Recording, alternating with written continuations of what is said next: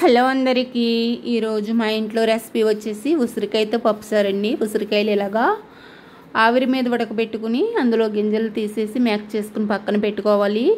తర్వాత పప్పు ఉడకబెట్టుకుని పక్కన పెట్టుకుని పోపుల కోసం వెల్లుల్లిపాయలు, వెన్నమిరపకాయలు, జీలకర్ర, ఆవాలు, కరివేపాకు, పచ్చిమిరపకాయ చీరికలు పొయ్యి మీద బాండి పెట్టుకుని ఆయిల్ వీట్ అయిన తర్వాత వెల్లుల్లిపాయలు వేసుకుని పచ్చిమిరపకాయలు వేసుకుని ఈ పోపులు వేసుకుని ఫ్రై చేసుకున్న తర్వాత కొద్దిగా ఇంగు వేసుకుని 10 నిమిషాల పాటు ఫ్రై చేసుకున్న తర్వాత ఉసిరికాయ మిశ్రమం కూడా వేసుకుని మరొకసారి ఫ్రై చేసుకుని అందులోకి జీలకర్ర పొడి, ధనియాల పొడి వేసుకుని మరొకసారి ఫ్రై చేసుకున్న తర్వాత తగినంత వాటర్ వేసుకుని ఈ ఉసిరికాయ సారు మరగనిస్తే చాలా సూపర్ ఉంటుందండి. ఇది పిల్లలకు కూడా ఈజీగా పెట్టేయచ్చు. వీళ్ళు ఉసిరికాయలు తినరు కదండి. ఇది దొరికినప్పుడల్లా ఇలాగ ఒకసారి ట్రై చేసి చూడండి. నా వీడియో నచ్చినట్టయితే లైక్ చేయండి, షేర్ చేయండి, కామెంట్ చేయండి, సబ్స్క్రైబ్ చేసుకోండి ఫ్రెండ్స్. మీ ఫ్రెండ్స్ అండ్ ఫ్యామిలీ మెంబర్కి షేర్ చేయండి.